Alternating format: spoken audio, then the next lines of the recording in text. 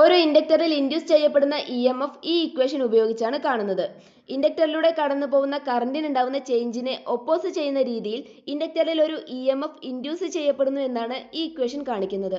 Self ഇൻഡക്റ്റൻസിന്റെ value, അതായത് എല്ലിന്റെ value കൂടുതലാണെങ്കിൽ ആ ഇൻഡക്ടറിനെ കറന്റിനുണ്ടാവുന്ന ചേഞ്ചിനെ ഒപ്പോസ് ചെയ്യാനുള്ള കഴിവ് കൂടുതലായിരിക്കും എന്നാണ് അർത്ഥം.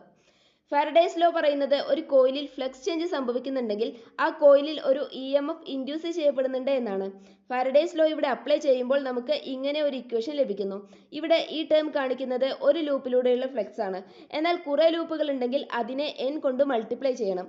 ഇവിടെ നിന്ന് നമുക്ക് ഇങ്ങനെ ഒരു ഇക്വേഷൻ കിട്ടുന്നു. ഈ ഇക്വേഷനിൽ നിന്ന് സെൽഫ് ഇൻഡക്റ്റൻസിന് നമുക്ക് ഇങ്ങനെ ഒരു ഇക്വേഷൻ ലഭിക്കുന്നു. മാഗ്നറ്റിക് ഫ്ലക്സ് കാണാനുള്ള ഇക്വേഷൻ BA cos θ എന്നാണ്. ഇവിടെ ലൂപ്പിന്റെ ഏരിയ വെക്ടറും മാഗ്നറ്റിക് ഫീൽഡ് വെക്ടറും പാരലൽ ആയതിനാൽ θ 0 ആയിരിക്കും.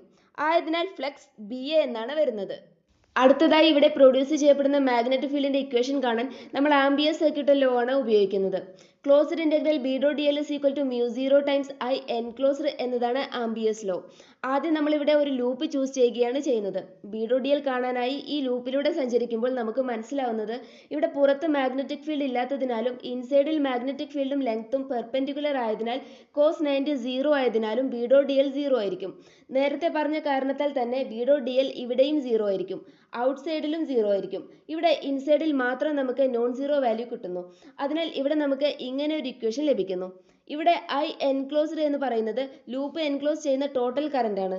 അത് total number of loops enclosed times current in each ലൂപ്പിന് ഈക്വൽ ആയിരിക്കും. സോളിനോയിഡിന്റെ ലെങ്ത് L-ഉം ടോട്ടൽ നമ്പർ ഓഫ് ലൂപ്സ് N-ഉം ആണെങ്കിൽ യൂണിറ്റ് ലെങ്ത്തിൽ വരുന്ന നമ്പർ ഓഫ് ടേൺസിനെ ലൂപ്പിന്റെ ലെങ്ത് ആയ X കൊണ്ട് മൾട്ടിപ്ലൈ ചെയ്യുമ്പോൾ നമുക്ക് ലൂപ്പ് എൻക്ലോസ് ചെയ്യുന്ന നമ്പർ ഓഫ് ടേൺസ് ലഭിക്കുന്നു. മാഗ്നറ്റിക് ഫീൽഡിന്റെ വാല്യൂ ഇവിടെ സബ്സ്റ്റിറ്റ്യൂട്ട് ചെയ്യുമ്പോൾ നമുക്ക് സെൽഫ് ഇൻഡക്റ്റൻസിന് ഇങ്ങനെ ഒരു ഇക്വേഷൻ ലഭിക്കുന്നു.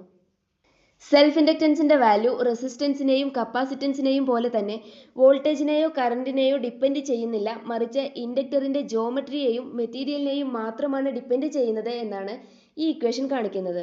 ഏരിയയും നമ്പർ ഓഫ് ടേൺസും കൂട്ടുന്നത് സെൽഫ് ഇൻഡക്റ്റൻസ് കൂട്ടാനും ലെങ്ത് കൂട്ടുന്നത് സെൽഫ് ഇൻഡക്റ്റൻസ് കുറക്കാനും കാരണമാവുന്നു.